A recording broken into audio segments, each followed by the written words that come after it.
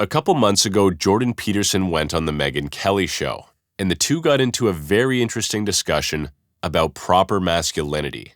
Now, during one of his responses, Peterson went off on a tangent, and it literally described the movie Fight Club to a T. Now, here's just a couple things that Peterson said in his rant. I warned people back in 2016 that if they kept making men weak, that there would be a consequence of that, because weak men do very terrible things. If you weaken men, they will 100%. They'll become nihilistic, they'll become hedonistic, and they'll worship power.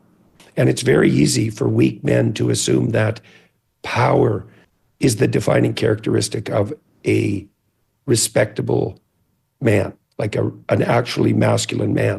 If you've been demoralized your entire life and you're not doing well in your career and you're very disoriented and you've had no role models at all, then someone who has all the trappings of surface success can look like just the medicine you need. We know that Jordan Peterson's belief is that masculine meaning should come from responsibility and not from pleasure or power. Now, Tyler Durden's a character who has avoided all responsibility. He's a homeless squatter. He doesn't want to get married. And he's avoiding life's responsibility under the guise of freedom.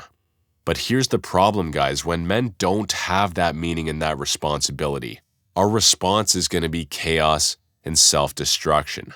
If you've ever gone on a guy's trip and left the wife and kid at home, I'll tell you what ensues: chaos and self-destruction. It's fun for a while, but it's not sustainable. But meaning via responsibility doesn't mean that you have to run off and get married and have kids. Your meaning can be achieved through business and entrepreneurship. It can be achieved through volunteering and giving back to your community instead of destroying it. There are so many great ways for us to find meaningful responsibility in this life. Now, Jordan Peterson dropped another Fight Club bomb on the podcast with Joe Rogan recently. He was talking about why young people are attracted to Andrew Tate, and listen to what he says. And I know why they're attracted to Andrew Tate. They'd rather be Andrew Tate than an incel. And they're right? It's best to give the devil his due. Like if you had to choose between being kind of flabby and unhealthy and resentful and in your basement looking at pornography, and you're ineffectual and the future looks pretty damn gloomy, and then you see Andrew Tate, who's tough and hyper masculine in an almost manner that's almost a parody, and apparently has women at his disposal, you'd think, well, I'd much rather be him than me. That's the incorporation of the shadow from the Jungian perspective. It's like, It's right.